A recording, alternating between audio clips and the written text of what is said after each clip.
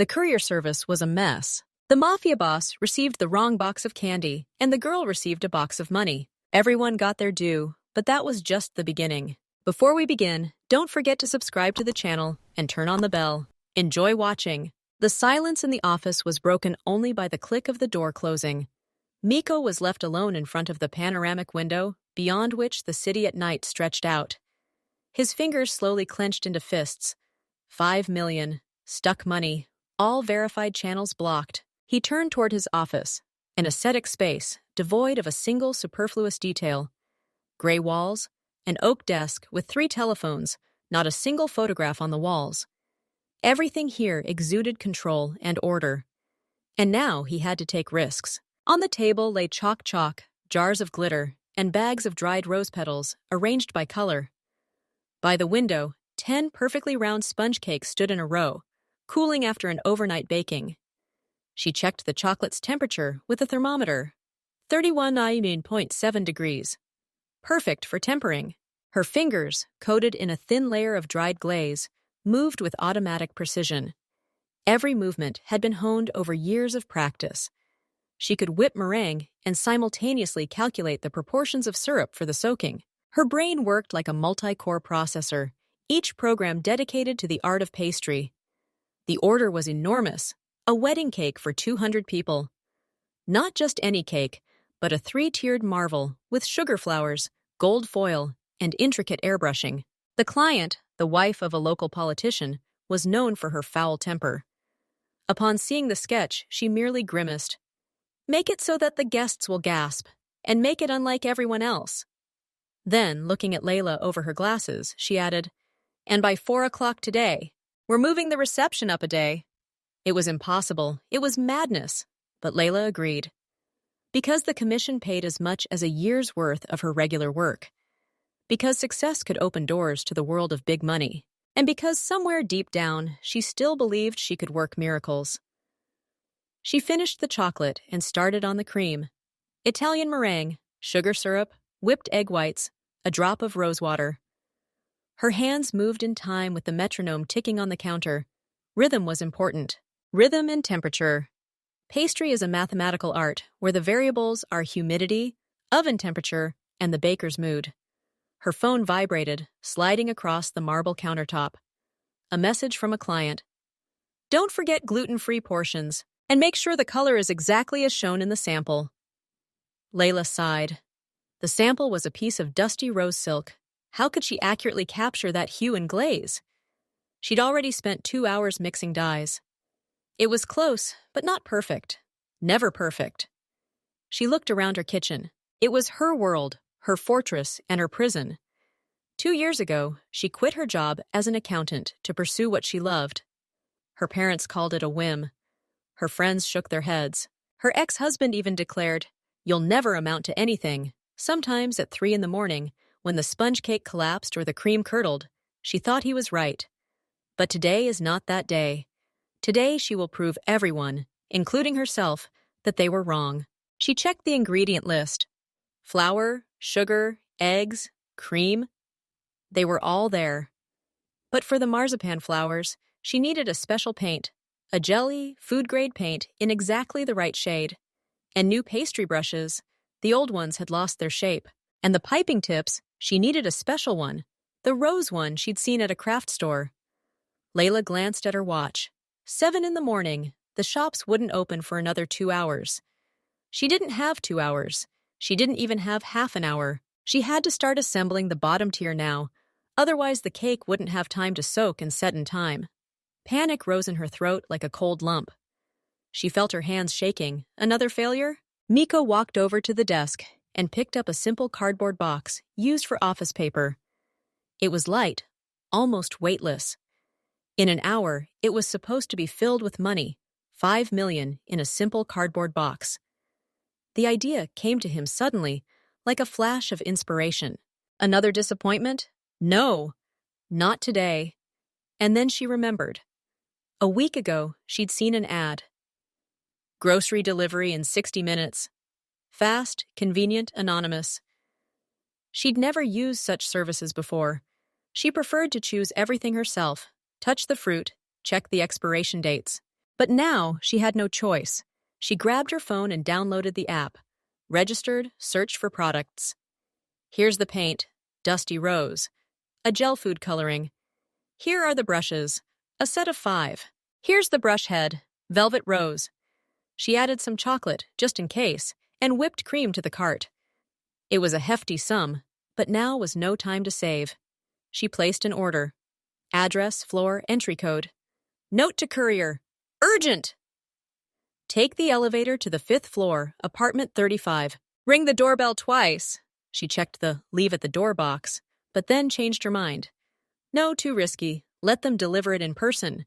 She put the phone down and got to work. She needed to make the syrup for the soaking. Sugar, water, vanilla, a little rum flavoring. Put everything in a saucepan over low heat. Stir to prevent crystallization. Her thoughts were racing. What if the courier was late? What if he delivered the wrong items? What if the dye was the wrong shade? She checked the order tracker. Getting ready. 15 minutes had already passed. What was taking so long? She picked up a pastry bag and began filling it with frosting. Her movements were abrupt, nervous. The frosting lay unevenly, and she had to remove it and redo it. Calm down, Layla. Calm down, she whispered to herself. Breathe deeply. Count your inhalations and exhalations, just like she'd been taught in that very meditation app she'd downloaded and never opened. 8 in the morning. The tracker said, "Courier on the way." Another 20 minutes. She could make the base for the flowers in that time. Marzipan, food coloring, a little water. Roll it out, cut out the petals, let it dry. But something went wrong. The paint she'd used as a temporary replacement had turned blotchy. The petals looked sickly pale. No Dusty Rose. A complete disappointment. She threw everything aside, nearly knocking over the jar of glitter. She ran to the phone. "Where's my order?" She texted customer support. The reply came instantly, automatically. "Your order is on its way. Please wait." She bit her lip. Tears welled up in her eyes, but she held them back. No time for emotion. Emotions were a luxury she couldn't afford. Suddenly, the apartment smelled of burning syrup. She rushed to the stove, but it was too late. The sugar had darkened, giving off a bitter smell. All she could do was pour it down the sink and start over. 20 minutes lost. Precious, irretrievable 20 minutes. She felt panic turning to despair.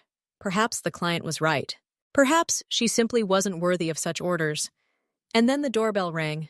Twice, just as she'd asked. Layla rushed to open it. A young guy in a bright orange jacket stood on the threshold. The giant logistics center hummed like a beehive. Thousands of boxes, parcels, and packages moved along conveyor belts, creating a hypnotic scene of organized chaos. The air was thick with dust and the smell of cardboard. 6 in the morning was the peak of activity. They had to sort through overnight shipments and prepare orders for morning deliveries. A young courier, a third-year student, tried to hide a yawn.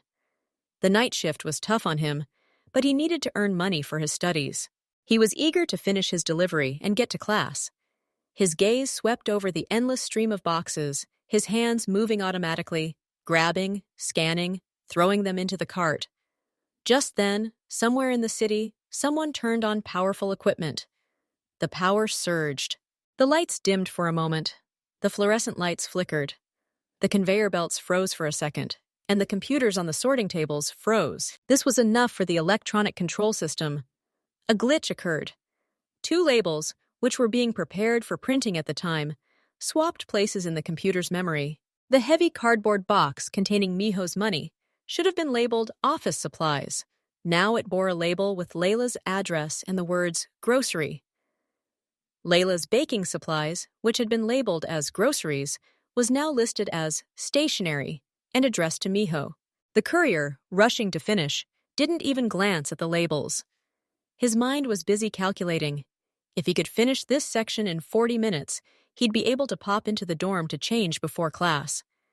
He mechanically relabeled the mixed-up boxes and tossed both boxes into his cart. At this point, Layla was in a state of genuine panic. She kept checking her phone screen, where the order status displayed, "Courier on the way." Every minute of waiting felt like an eternity. She was already mentally saying goodbye to the order. to her reputation, to her dreams of owning her own pastry shop. And then, two sharp dings at the door. Her heart started beating faster. She rushed to the door and threw it open. A young man in an orange jacket stood in the doorway. He looked tired. "Layla, an order!" He handed her the heavy box. At that moment, Layla didn't notice his fatigue or the unusual weight of the package. Her gaze fell on the label with her name and address. A wave of relief was so strong that her vision blurred. "Thank you! Thank you so much," she breathed, taking the box. She slammed the door, leaned her back against it, and closed her eyes, clutching the package to her chest. It wasn't just relief. It was the joy of salvation, the confirmation that there was still time. In that moment, she was absolutely happy. She placed the box on the kitchen table and ripped the tape open with relish. Her fingers trembled with anticipation. Finally, those damn food colorings. Now she'd get it done in no time. And the cake would be perfect. She threw back the lid and froze. Inside were no cans of paint or candy. The box held neat rows of stacks of cash. Lots of cash. They were bound with paper ribbons, some with stamps. They smelled of money. Real, big money. Layla stared for a few seconds, unable to process what she was seeing. Her brain refused to believe it. She slowly reached out and picked up one of the stacks. It was heavy, noticeably heavy. She ran her finger along the smooth bill. It was the largest. Her gaze slid over the box. It was full of such bundles, right to the top. The initial joy and relief evaporated instantly, replaced by a chilling dread. She sat in the kitchen, amidst her familiar world of flour and sugar, holding a wad of someone else's money in her trembling hands. She didn't know that, at the same time, Miko was opening an identical box in his office, and his icy calm turned to cold rage when, instead of money, he saw tubes of food coloring and pastry tips. Layla still sat motionless, staring at the box. Her life had just changed forever, and she hadn't even realized it.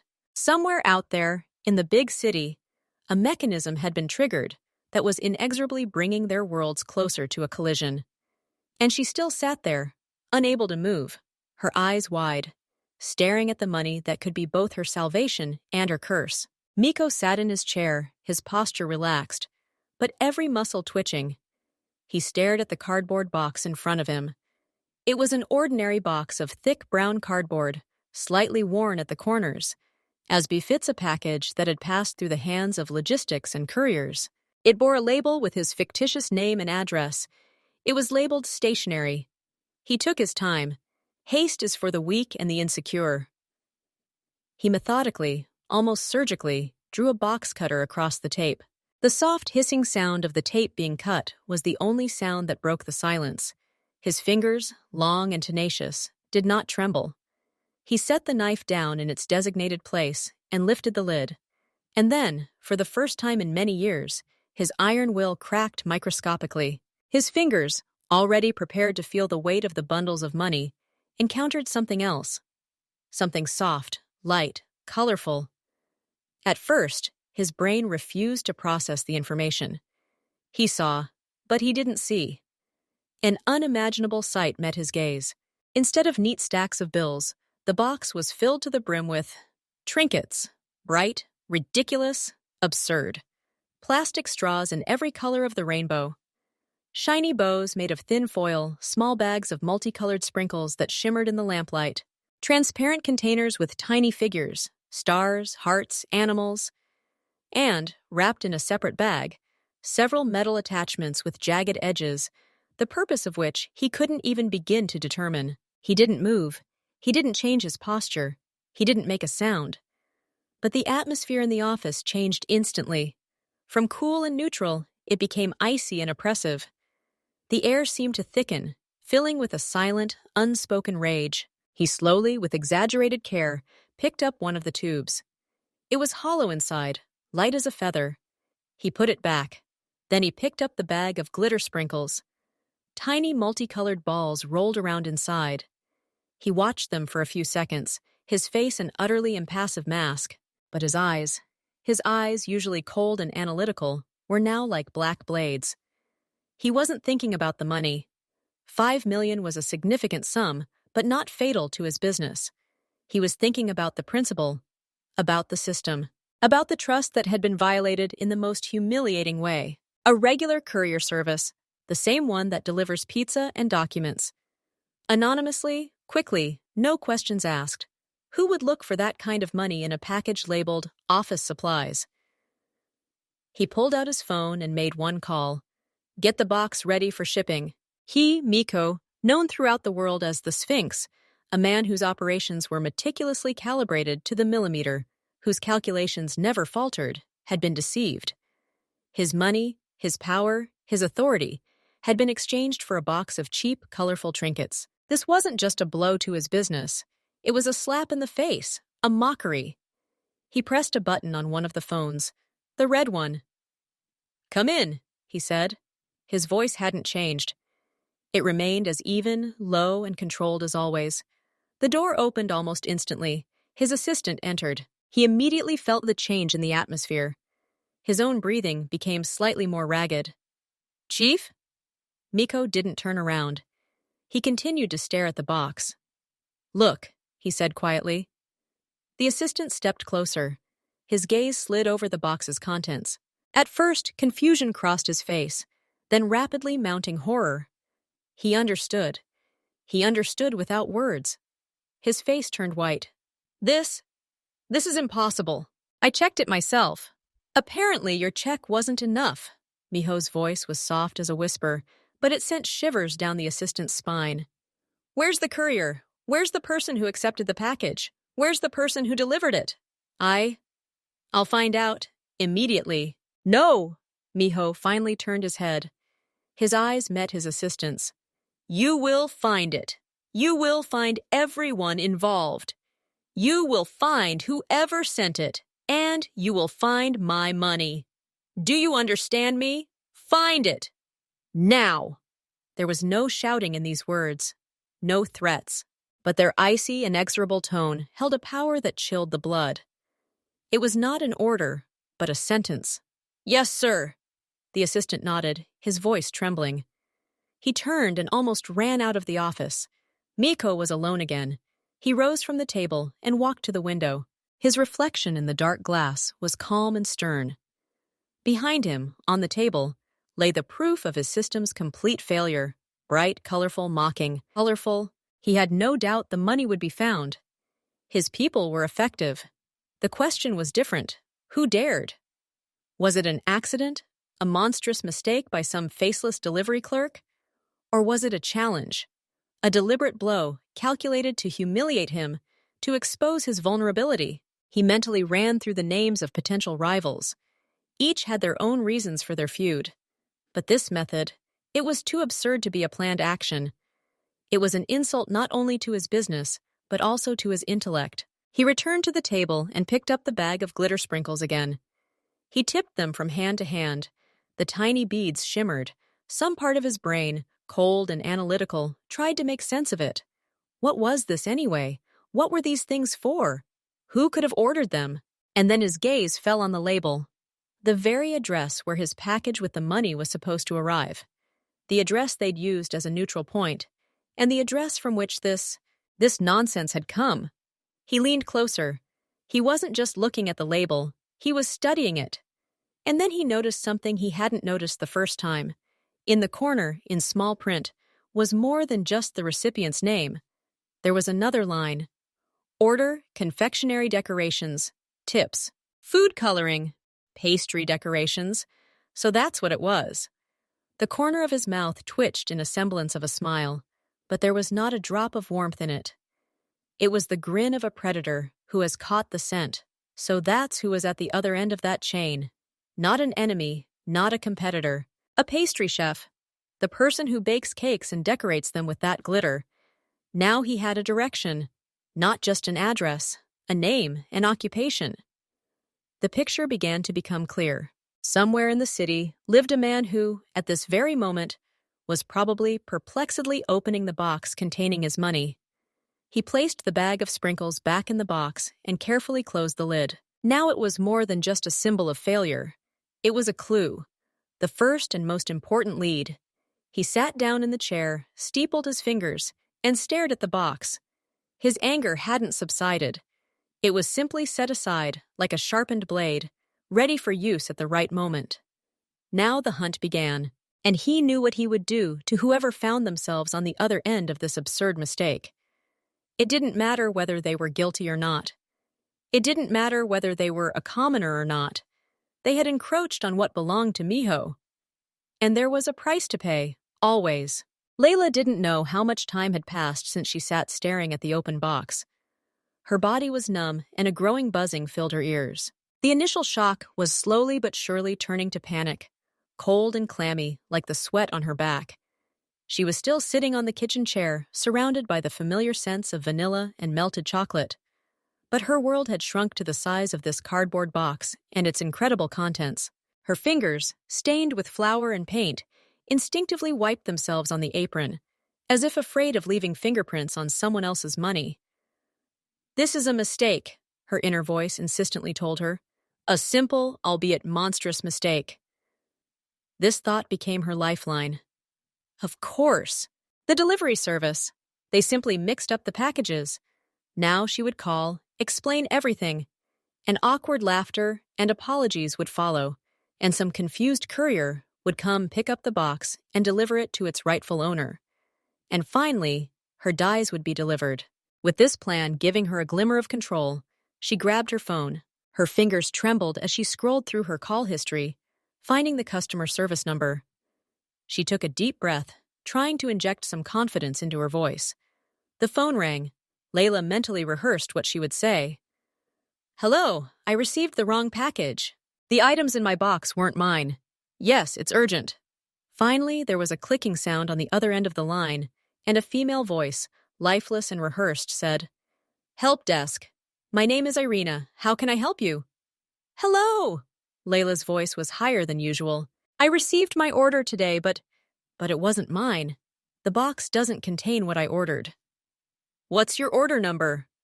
came the indifferent question. Layla dictated the combination of numbers she found in the app. I could hear typing on a keyboard on the other end of the line.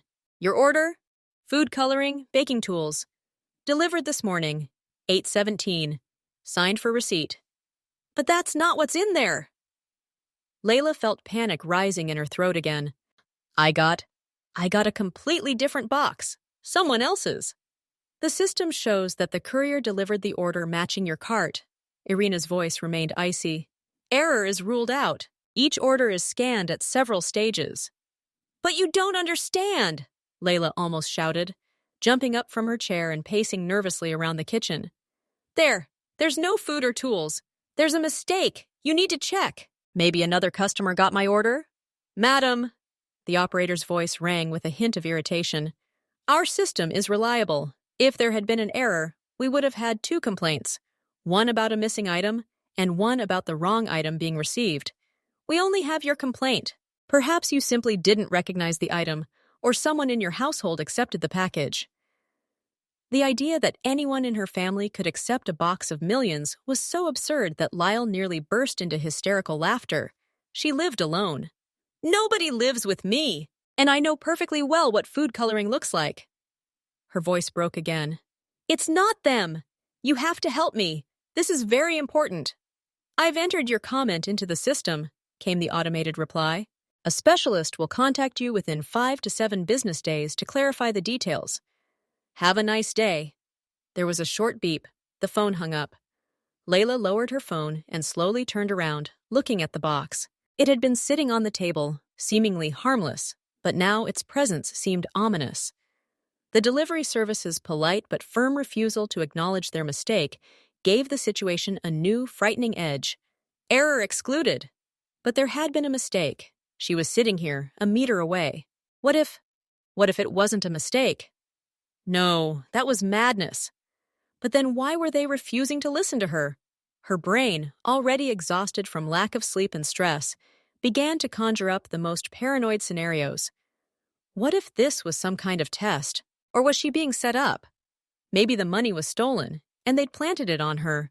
She approached the box like an animal to a trap and peered inside again. The money was real. It didn't smell of spray paint like the fakes. It smelled of money, of power. of danger. She slammed the lid shut, as if afraid the bills would spill out. She felt physically ill. She felt trapped in her own apartment. These walls, which had always been her refuge, her creative studio, suddenly felt cramped and hostile. Every sound outside the window, every step in the entryway, made her shudder. Whoever the real owner of this money is, they've probably already noticed it's missing. And they, unlike the delivery service, won't call support. They'll act. Quickly, firmly, and without ceremony. Her gaze fell on the unfinished cake. Dusty rose. Her biggest problem, just a few hours ago, now seemed laughable. She didn't care what the client thought. She didn't care if her business failed. Via regular delivery service. The pause on the other end of the line betrayed confusion. Seriously? Such a risk. Sometimes the best way to hide something is to put it in plain sight. Miho's voice was calm, but there was tension in it. He hung up and looked at the box again. The only thing that mattered now was the box sitting on her kitchen table and the growing primal feeling of dread. She was alone, completely alone with something very precious and very dangerous. And the door through which this evil had entered was now locked, but she no longer felt safe. She felt like a target. The initial alarm that had sounded over the phone now became a deafening alarm in her mind. Something had gone not just wrong, something had gone terribly, catastrophically wrong. And she, Layla, a pastry chef who simply wanted to finish the cake on time, found herself in the very epicenter of the gathering storm, not even knowing which way the wind was blowing. The information arrived within 2 hours. Miko's people worked quickly and efficiently, like a well-oiled machine. They started with the courier service, not the call center, but the actual location where the courier departed with the order, the logistics hub on the outskirts of the city. The courier's name, Luso, and his personal information were easily obtained. He was a young man, a student new to the job.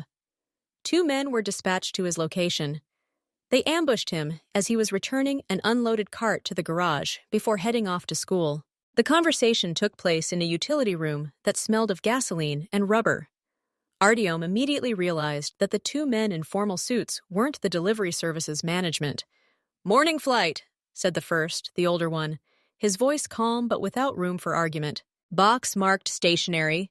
Address on Svetochная Street. You delivered it." It wasn't a question. Artem nodded, turning pale. "There were 2 boxes," the man continued. "One was heavy. Office supplies. The other was light. Groceries. To the next address. You mixed them up." I'm not sure," the courier muttered, feeling his legs buckle. "There were a lot of them. I was in a hurry." "Don't rush now," the second man said softly, blocking the exit. "Remember, the heavy box was supposed to go to Svetochная, but you put a different address on it." "What address?" They didn't make any direct threats. They didn't raise their voices. But their physical presence, their confidence, and their cold gaze spoke louder than any shouts. The air grew thick and heavy. The courier tried to recall that morning chaos, the flashing faces and addresses. And suddenly, like a flash of memory, 2 labels appeared in his mind. One, for the heavy box he'd carried with difficulty. The other address, not to Svetochная. "Chestnut Alley," he breathed out. "Building 10, apartment 35. Recipient, Layla. I thought it was groceries." The older man nodded, his face expressionless. He pulled out his phone and sent a message. Just 2 words. "Chestnut Alley 10, Layla." "Thank you for your cooperation," he said, placing his hand on the courier's shoulder. The boy flinched at the touch. "Forget about this conversation, and about us. Keep learning." They left, leaving the boy alone in the back room. He leaned against the wall, his knees shaking. He didn't know what was in that box, but he knew one thing. He was in the middle of something very serious. Meanwhile, the red phone rang in Mikho's office. He picked it up. "Kashtanovaya Alley 10, came his assistant's voice. "Apartment 35. Layla, no connections, no hints of criminality. Young woman, works as a pastry chef from home." Mikho hung up silently. A pastry chef. That matched the contents of the box. He stood up and walked to the window. An ordinary residential street. An ordinary girl, too ordinary. This didn't add up to a deliberate call. It felt like a mistake. A stupid, accidental, absurd mistake. But she had his money. And that fact negated everything else. He made an instant decision. He would go himself. He wanted to look into the eyes of the man who had dared to disturb his peace with such impunity. He wanted to assess the threat himself, and he wanted to take back what was his. Layla sat on the kitchen floor, leaning against the refrigerator. The box of money stood in the far corner, pushed behind the table. But she still felt its presence, the way one feels a stranger in an empty room. She didn't touch food or drink water. Every creak of the elevator in the building, every footstep on the stairwell, made her heart pound. And then it rang. The doorbell, sharp, unexpected. Not 2 rings, as she'd asked the courier, but 1, insistent and commanding. Her body froze. It was him, the real owner. Her instincts screamed, "Don't open the door! Run! Hide!" But where to run? And what would happen if she didn't open the door? He'd still find a way in. Mustering all her willpower, she rose from the floor. Her legs felt like jelly. She walked to the door and slowly, with difficulty, peered through the peephole. A man stood behind the door. Not a young guy in a delivery jacket. Not a neighbor. Tall, in a dark coat, with an impassive, sharply defined face. His posture was calm, but it conveyed incredible inner strength. He didn't look agitated or angry. He simply stood and waited. Layla felt a chill run down her spine. This wasn't someone who would apologize and take their package. This was someone you couldn't brush off with a call to customer service. Her hand reached for the lock of its own accord. She turned the key and opened the door, leaving it on the chain. "Layla?" the man asked. His voice was low, even, without a hint of threat, but it felt cold. "Yes," she whispered. "I'm a representative of the delivery service," he said. "My name is Miko. There was a complaint about a package being missorted. I'm here to look into the matter." He spoke the right words, but they rang false. He was too unlike a manager, too calm, too collected, too dangerous. Layla, with a trembling hand, removed the chain and opened the door. She stepped back, allowing him to enter. Miko crossed the threshold. His gaze, quick and all-seeing, took in the hallway in a split second, followed the path to the kitchen, noting the disorder, the smell of vanilla, and fear. He smelled of fear. And then he saw her, not a cunning con artist, not a calculating thief. He saw a young woman, short in stature, wearing an apron stained with flour and chocolate. Her hair was pulled back into a messy bun, with dark curls escaping. Her face was pale, her eyes wide with terror. She stared at him like a rabbit at a boa constrictor. She was shaking. A small, uncontrollable tremor. All his anger, all his fury, all his theories about the brazen challenge. All of it suddenly came crashing down on this simple, pitiful, and most importantly, sincere picture. This fear couldn't be faked. She wasn't an actress. She was scared half to death. I received the wrong package," she managed to say, her voice breaking. "I called customer support, but they said there was no mistake." She spoke too quickly, fumbling. Miho remained silent, letting her speak, watching. His initial assessment was confirmed. It was an accident. Stupid, absurd, but an accident nonetheless. "Where is she?" he asked finally, without raising his voice. Layla silently pointed toward the kitchen. She led the way, moving as if in a dream. She pointed to a box tucked into the corner. Miko walked over, pulled the table back, and looked inside. His money. Everything was there. He didn't even bother counting it. He simply nodded. Then his gaze fell on her. She stood pressed against the kitchen counter, still shaking. "You didn't open it?" he asked, although he already knew the answer. "No, yes, I opened it to look. But I didn't take anything. I didn't even touch it, except for one packet. I put it back right away." She wrung her hands, and tears glistened in her eyes. "I just wanted my food coloring. I needed to finish the cake fast." She pointed to the failed marzipan petals, to the unfinished cake. Her despair was so palpable, so real, that Miho, for the first time in years, felt something strange. Not pity, never pity, but bewilderment. How could this fragile, flower-covered girl, with her stupid cakes and bows, have ended up in his story? It was so absurd that even his ironclad logic failed. He watched her try to pull herself together, brushing a stray strand of hair from her face, leaving a white trace of flour on her cheek. She was absolutely crystal clear, and absolutely defenseless against what he truly represented. The witness problem fell apart. Fixing it would have been pointless, like squashing an ant that accidentally crawled onto a strategic map. It had no tactical or strategic value, just unnecessary noise. He looked at the box of money, then at her frightened but honest face. "Okay," he said, his voice sounding a little different, less cold. "I'll take what's mine. And you?" He paused, his gaze sliding over her confectionery chaos. "You'll get your dies." He picked up the box. It was heavy. He turned to leave, but at the kitchen threshold he stopped and looked back. "And a piece of advice," he said, looking straight at her. "Forget this happened today. Forget you saw me, for your own good." He left, quietly closing the door behind him. Layla remained standing in the middle of the kitchen, listening to his footsteps fade into the entryway. The trembling gradually subsided, replaced by a deafening emptiness and a strange, incomprehensible relief. He left. He took the money. And he didn't harm her. She didn't understand who he really was. But she understood one thing. She had just been on the brink of something terrible and had narrowly escaped it.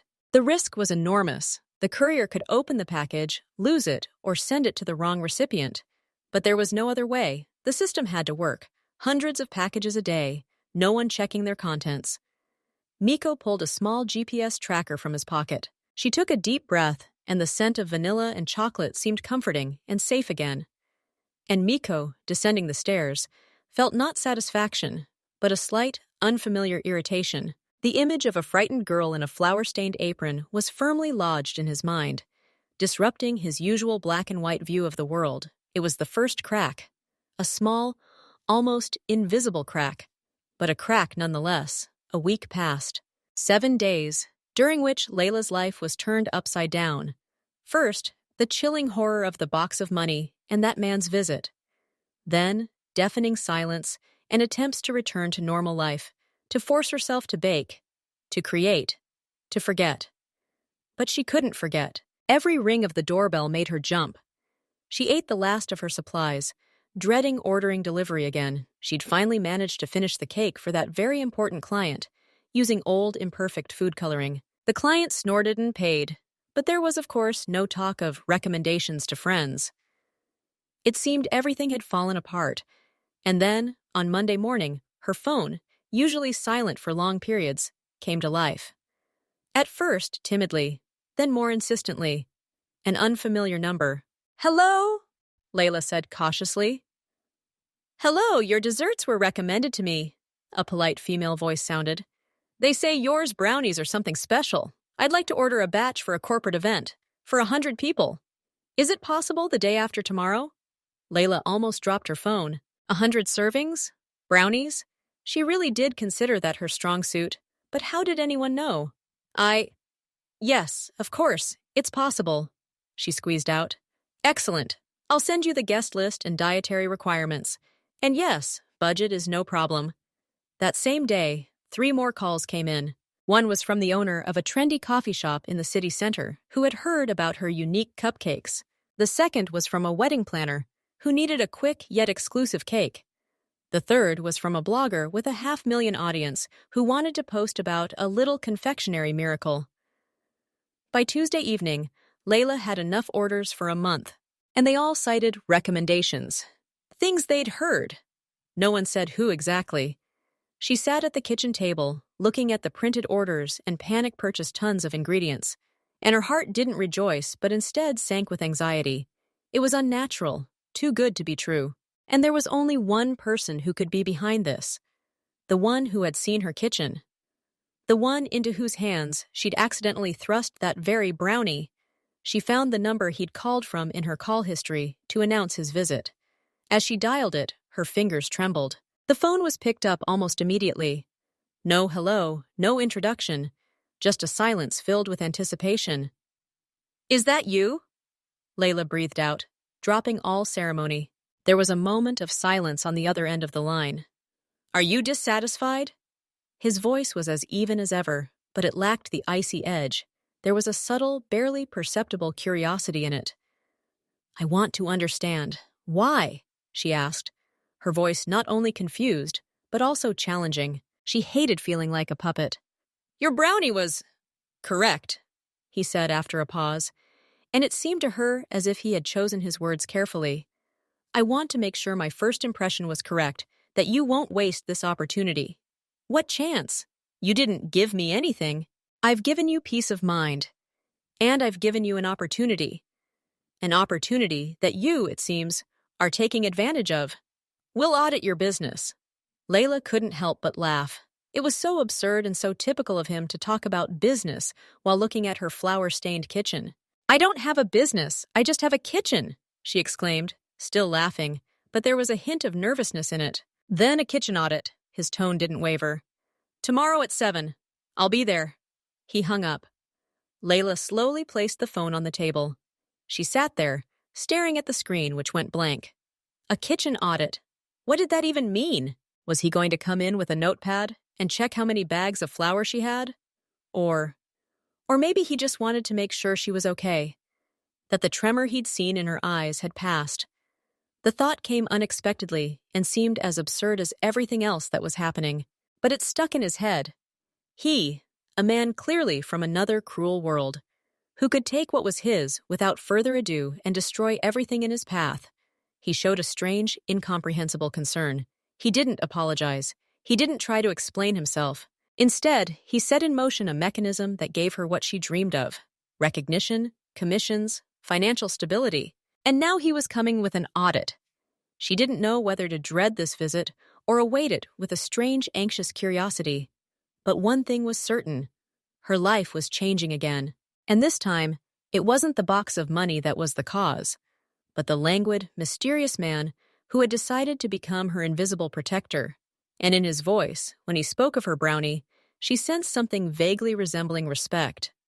Miho arrived promptly at 7, as agreed. This time, Layla was ready.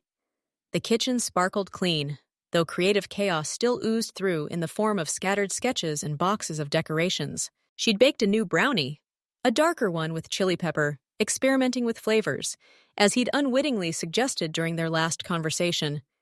He entered, and his presence filled the space once again. He was the same, collected, reserved, implacable. But something had changed in the way he looked at her kitchen. For the first time, his gaze wasn't simply a threat assessment or efficiency analysis. He was studying. He sat silently on his usual stool and watched her work. Layla, trying to remain calm, was demonstrating a new caramel recipe. But today, something was different. The space that was usually her refuge suddenly felt cramped. A large bowl barely fit in the sink, and the counter was so cluttered that she had to move other items around to find room for a new batch of dough. She maneuvered deftly through the chaos, but Miho, with his perception attuned to bottlenecks and inefficiencies, saw it all too clearly. He watched her circle the counter 3 times to grab the right ingredient. He watched her struggle to find room to cool 2 baking sheets of biscuits at once. He watched her elbows brush against the shelves as she simultaneously operated the oven and whipped cream. It was the work of a jeweler forced to labor in a cramped pantry. Layla felt his gaze and turned around. Is something wrong? She asked, reading his concentrated expression. You're working in conditions that limit your potential, he stated, his voice devoid of criticism, simply stating a fact. This kitchen is designed for cooking for a family, not for the business you're building. Layla sighed, wiping her hands on her apron. I know. But this is all I have, for now. Yet isn't a strategy, he snapped. He stood and paced the small kitchen, his gaze sweeping over the cracked tiles, the old oven, the tiny, overstocked refrigerator. You're making a product that's in demand. You have a clear vision. He nodded toward the notebook from which he'd once extracted her sketch. But you've hit a ceiling, a physical one. What are you suggesting? Rent a workshop? I don't have the money for that, she said, with a hint of bitterness. All these calls and orders were fantastic, but they didn't bring in enough to immediately leap to the next level. Miho stopped in front of her. He looked at her as if weighing the pros and cons in his mind, making the most important decision. "I propose a partnership," he said clearly. Layla froze. The word partnership sounded as unbelievable on his lips as if he'd offered her a flight to Mars. "What partnership?" she whispered. "I'll acquire suitable premises and equip it with everything necessary. You'll manage the creative process, production, and quality. Everything directly related to the art of confectionery will be your responsibility. Administration, accounting, legal matters, and security will be mine." He spoke evenly and matter-of-factly, as if he were drawing up a contract, but the scale of the proposal was staggering. Layla stared at him, speechless. Her mind tried to process what she'd just heard. He was going to buy her a pastry shop? The one from the sketch he'd carried off in his jacket? "Why?" she finally managed to squeeze out. "Why are you doing this? Is this some kind of apology for that incident? Or do you think I owe you something?" Miho shook his head, his expression serious. "This isn't an apology, and it's not charity. This is an investment. I see potential. I see a product that can be scaled. I see someone who knows how to work and isn't afraid to do so. In my world, I invest in promising assets. You are a promising asset. Your integrity and your skill are something that money can't buy. But we can create the conditions for it to be profitable. You need resources. I need a reliable, high-quality business. It's a win-win proposition." He walked over to the table and picked up her sketchbook. "Sweet Layla." He read the title she'd come up with. "It's a good name. It will stay. You will remain its face and soul. I will be a shadow partner." He attached it to the inside of the box.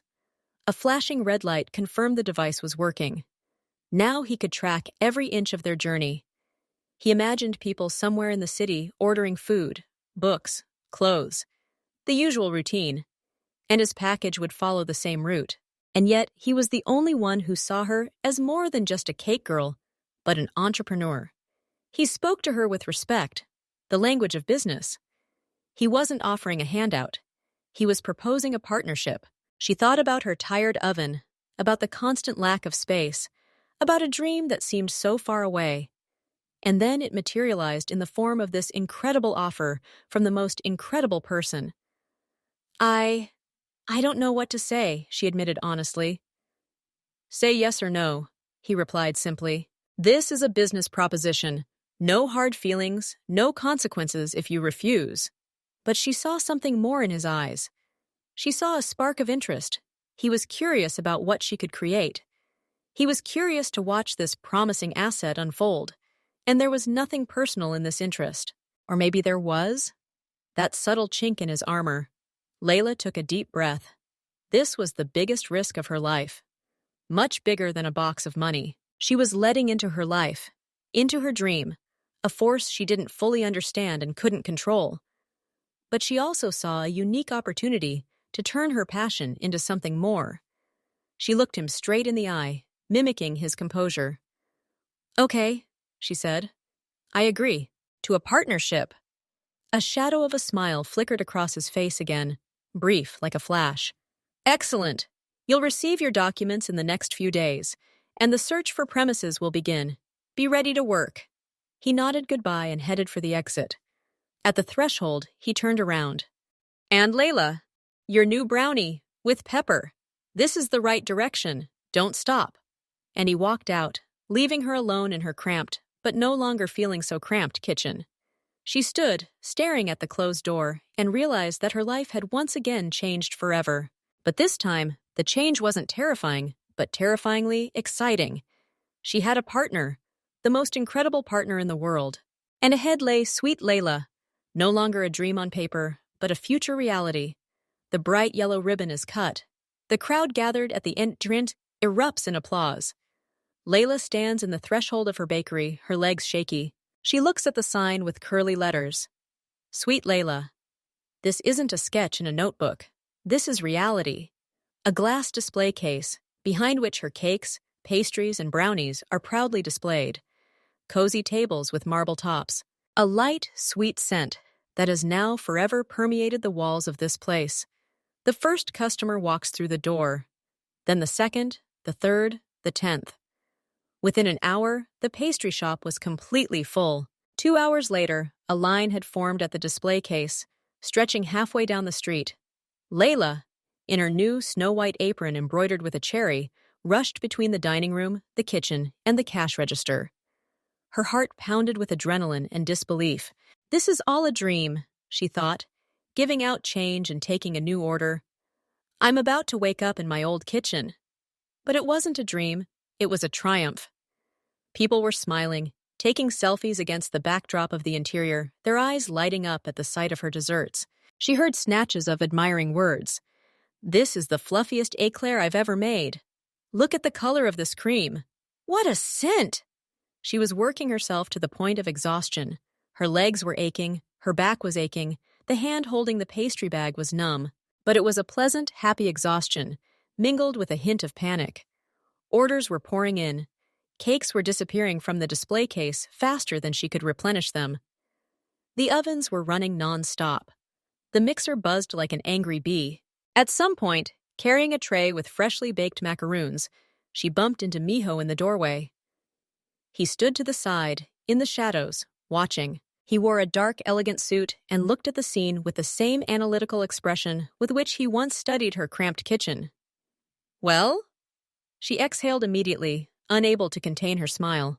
Is your promising asset living up to expectations? He nodded slowly, his gaze sweeping across the crowded hall, taking in the happy faces of the guests.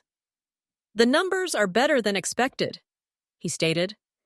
But that same barely noticeable shadow of a smile played at the corner of his lips again.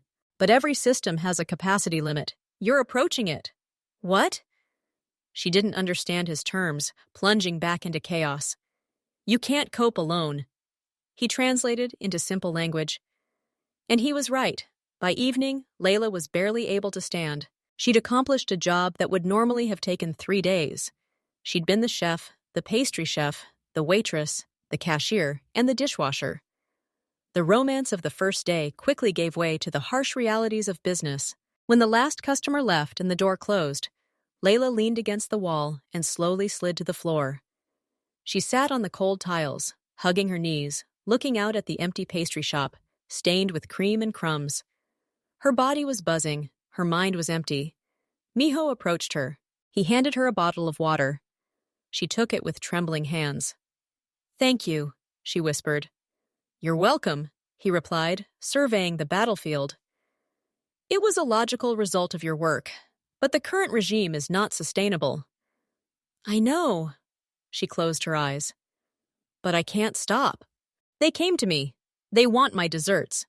That's exactly why you need a team, his voice was firm. Infantry alone doesn't win a war. You need logistics, supplies, reinforcements. Layla hunched over.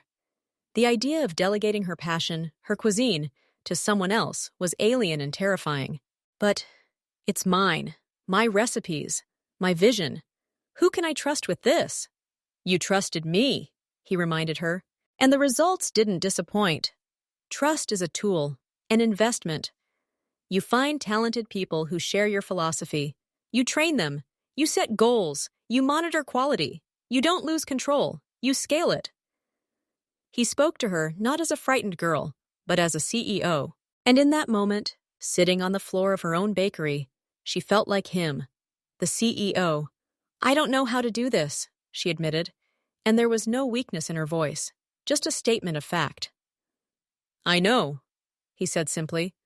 I'll help you with the recruitment, but the final decision is yours. They must believe in you, and you in them. He helped her up. Now go home, sleep. Tomorrow is a new day, and it will require a clear mind. Layla nodded, too tired to argue.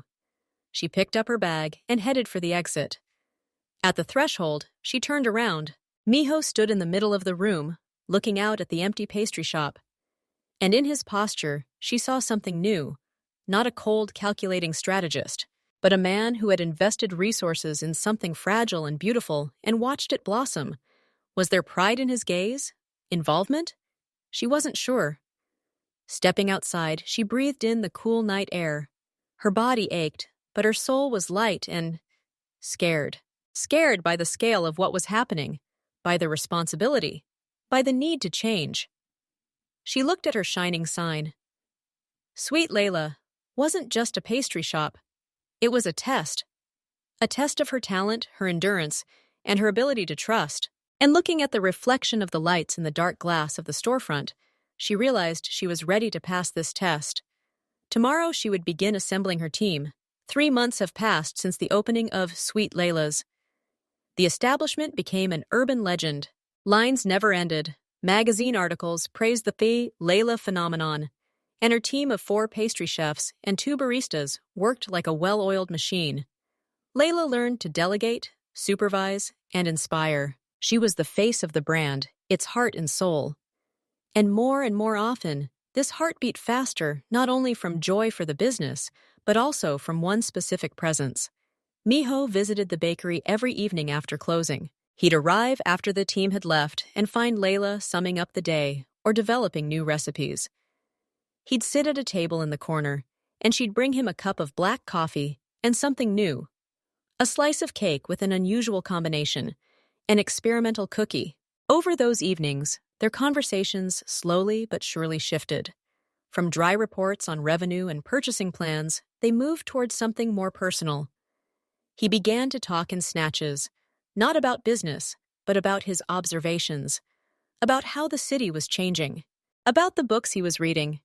She, in turn, shared stories about capricious clients, funny incidents in the kitchen, and childhood memories associated with this or that smell. One evening, tired but happy, she sat across from him, sipping cocoa. Sketches of the holiday collection lay on the table. "You know, a little girl came to see me today," she said, smiling. "And she bought 1 macaron with all her pocket money, to give to her mother. I think it was for moments like these that this whole thing was started." Miko looked at her. He noticed he was doing this more and more often. He didn't analyze, didn't judge. He simply looked. And in these moments, his face, usually tense and collected, relaxed. Light wrinkles appeared at the corners of his eyes, wrinkles she hadn't noticed before. "In my world, people don't give each other macarons," he said quietly. "They give each other problems, or bullets." He said it without emotion, simply as a statement of fact. But for the first time, Layla saw in his eyes not coldness, but weariness. A deep, burnt-out weariness. "What are they giving you?" she asked, not looking away. He mulled over the cup in his hands. Only its contents were worth more than all their orders combined. "The game begins," he said quietly to himself. For the first time in years, he felt something resembling excitement. Control gave way to risk, but sometimes only risk could save the situation. A burden, a constant burden of decisions no one likes, expectations I have to live up to, fear I have to inspire. It's like a never-ending deal where everyone's trying to get something, and you have to make sure they don't get more than they're supposed to. He spoke, looking into the dark coffee, as if talking to himself. Sometimes it feels like they're all vampires. Me too. We all suck each other's energy until there's nothing left but emptiness. Layla stood silently, walked over to the display case, and picked up what she'd hidden for him this morning, a small, perfectly smooth brownie sprinkled with sea salt. She placed it in front of him. "Here," she said simply, "this is for you. Not a deal, not a payment, just because I know you like him, and because you look tired." He looked up at her, and at that moment, something inside him wavered. The very armor that had held him together all his life cracked. He picked up the brownie and broke off a piece. His fingers trembled slightly. "Thank you." He said the word as if he hadn't used it in its direct meaning for a long time. Something shifted from that evening. He began staying longer. Sometimes they would simply sit together in silence while she took notes and he reviewed documents on his tablet. But these silences weren't awkward. They were rich, comfortable. He began to find echoes of her energy in the most unexpected things. In the orderliness of the flower storage room, in the joyful excitement of her assistant upon receiving her first paycheck, in the satisfied expression on a customer's face as he left with a box of pastries. One night, he lay awake in his immaculately clean, luxurious, and utterly soulless apartment. These walls had once been his fortress. Now they felt like a prison. He thought about the day ahead, the meeting with his partners, the tough negotiations, the need to once again don the mask of the Sphinx, merciless and invulnerable. Before, this had filled him with a sense of power and control. Now, he felt only a heavy, weary emptiness. The thought of spending the entire day in the company of people who saw him only as a resource or a threat filled him with almost physical revulsion. His thoughts invariably returned to sweet Layla, to the smell of freshly baked goods, to Layla's laughter when she succeeded at something, to her concentrated face as she drew the petal of a sugar flower, to the simple, warm light that emanated from her and filled everything around her. He realized something simple and stunning. Layla wasn't taking his energy, she was giving it. Generously, of course, simply by existing. And this energy was of a different quality, not adrenaline-fueled, not the result of a fight, but calm, creative, warm. The kind that makes you smile for no reason and believe that tomorrow will be a good day. He got out of bed and went to the window. The city was asleep. Somewhere out there, in one of the apartments, she was sleeping too. The girl who, with her talent, her honesty, and her simple brownie, had accomplished what no enemy or competitor had ever managed. She made him question his chosen path. She made him want a different life. A life where you don't have to be a sphinx, where you can simply be human, next to her. He returned to bed, a look of determination appearing on his face in the darkness. He didn't know how to do this. Leaving his world was 1,000 times harder than entering it. But for the first time in many, many years, he felt that this new, fragile, warm energy was worth trying for. Even if it meant the greatest risk of his life. Their life together began not with grand proclamations, but with a quiet, almost imperceptible move. First, his toothbrush appeared in her apartment. Then, a few books from his collection, neatly nestled among her shelves. Then, a tailored suit hanging next to her dresses in the closet. And one evening, Miko realized he'd been sleeping here for a week, in this small, vanilla-scented world. And his own fortress-like apartment felt alien and lifeless. They didn't discuss it. It all happened naturally, as a natural continuation of their evening conversations after the bakery closed. Their shared life was a revelation for Miko.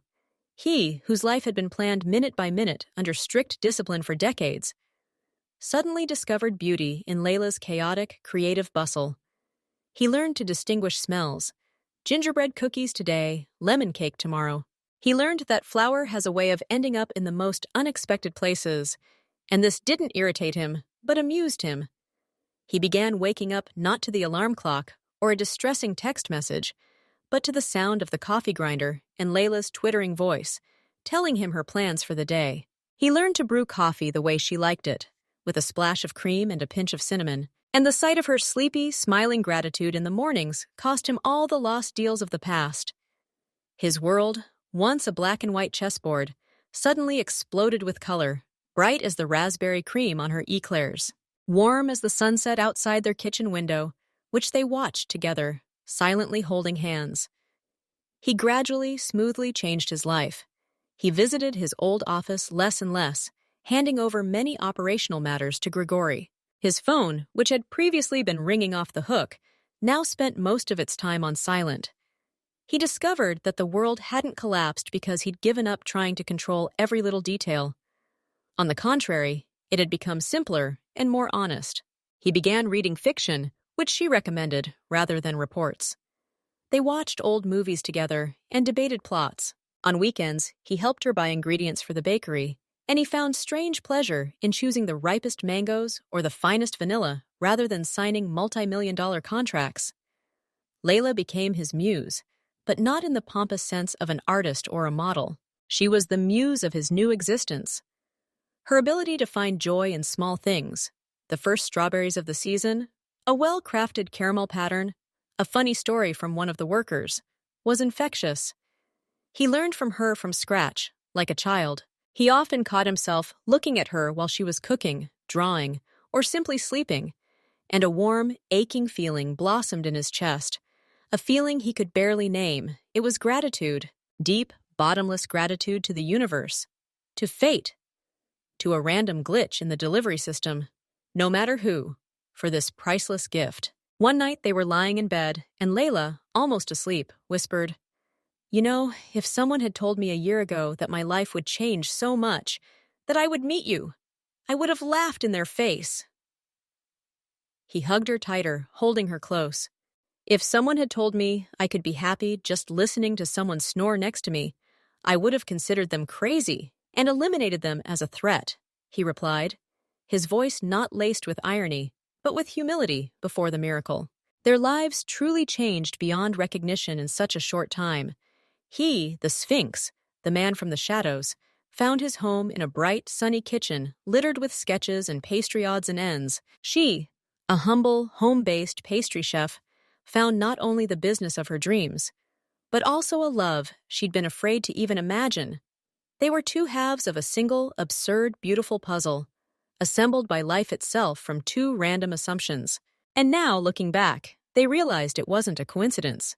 It was the beginning of their shared, true life, where the most important values weren't money and power, but the warmth of shared mornings, support in difficult times, and the quiet, unwavering joy of finding someone with whom you're not afraid to move forward. A year passed. Miko had finally retired from his old business. He handed over all operations to reliable people and retained only control over the legitimate business. His life now centered around sweet Layla and their shared home. They bought a spacious apartment near the bakery. In the mornings, Miho made coffee while Layla cooked breakfast. They watched the news together and discussed their plans for the day. Then he walked her to work. At the bakery, Layla managed the process, and Miho helped with administrative matters. He created schedules, negotiated with suppliers, and optimized costs. They became a true team. In the evenings, they returned home together. Sometimes they invited guests, pastry shop employees, or new acquaintances. Miko learned to cook simple dishes and even began to master the basics of baking. On weekends, they went out of town or simply strolled through the park. Miho bought a camera and documented their everyday life. Layla preparing dinner, their walks together, their successes at the bakery. One evening, sitting in the kitchen of their home, Layla said, "You know, sometimes I still wake up and can't believe this is real." Miho took her hand. "This is reality, the real thing, and it will stay with us forever."